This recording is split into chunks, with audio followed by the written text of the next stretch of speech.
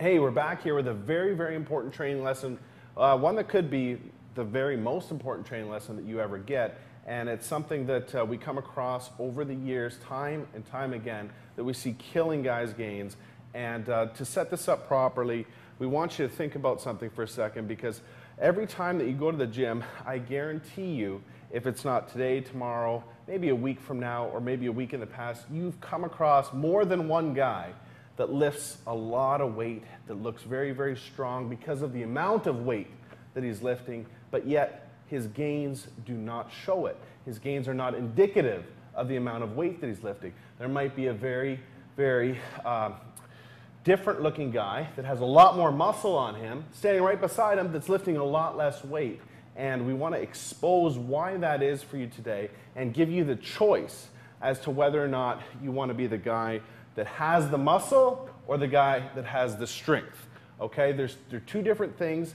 They're not 100% related, okay? And we'll explain why, and I think you'll have a lot better understanding about how to train for muscle and how to train for strength. I'm going to pass it on to Aaron here to explain a few concepts to you. So basically, when you're in the gym and your goal is to actually pack on a lot of size, you want to stimulate the muscle. So that means you want to be explosive, keep tension on the muscle the entire time, control the negative, all the important key things that are going to break down the muscle fibers and trigger muscular growth.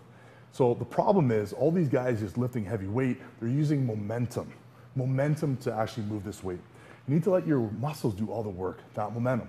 So you've seen these guys, they're slugging around, twice as much weight as anybody else, but they're just swinging. They're bouncing the weight, doing things like this, just to train their ego rather than their muscles.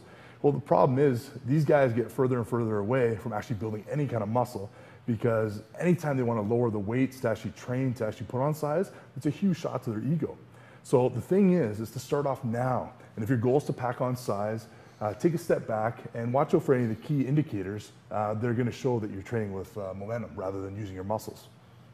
One of the key terms that we have to talk about here is time under tension, okay? Meaning that the actual amount of tension and load that's put on the muscle is the most important thing for actual muscle size if you had to choose one particular factor, not the amount of weight that you're moving. The fact is that you can make a lighter weight, for instance, a 35-pound dumbbell, feel a lot heavier to your muscle than a 50-pound dumbbell if you're just swinging the 50-pound dumbbell.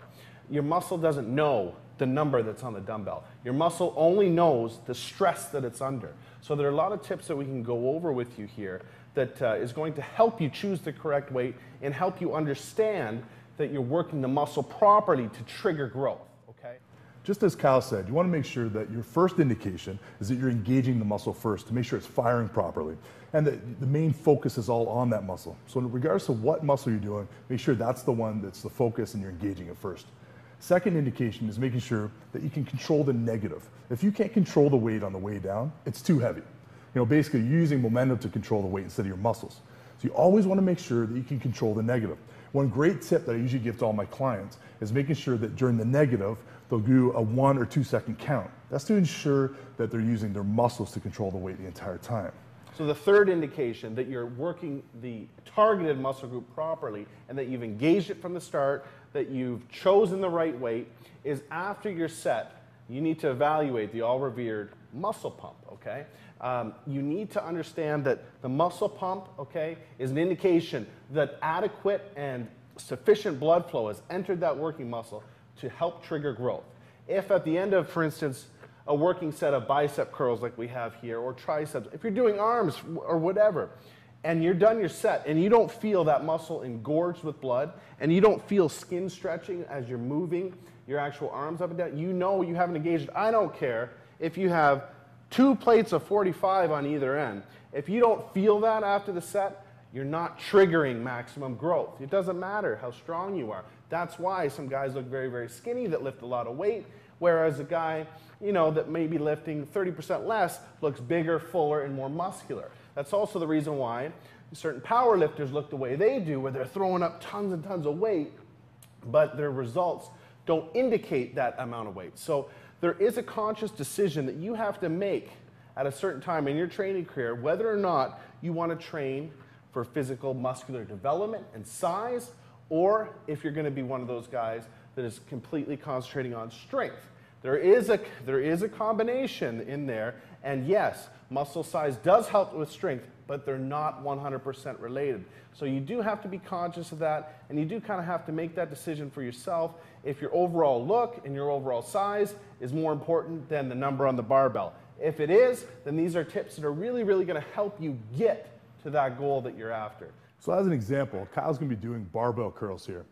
Now, his goal here is to put on size. So he's going to be choosing a weight that's going to put the maximal load and force those muscles to grow with appropriate stimulation on the muscle.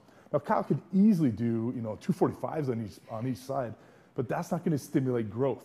He's choosing a weight that's going to put the maximal load, and you can see him here applying all the 3 tips that we just gave you. Awesome. I hope you apply these 3 tips, and I hope these 3 tips are very, very useful for you, because you have to use them if, in fact, you want to reach your maximal physical development goals. If you so choose that strength is the most important thing, that's cool too. But at least now you have the choice and you know exactly how to go after what you want. Cool? Hope that helped.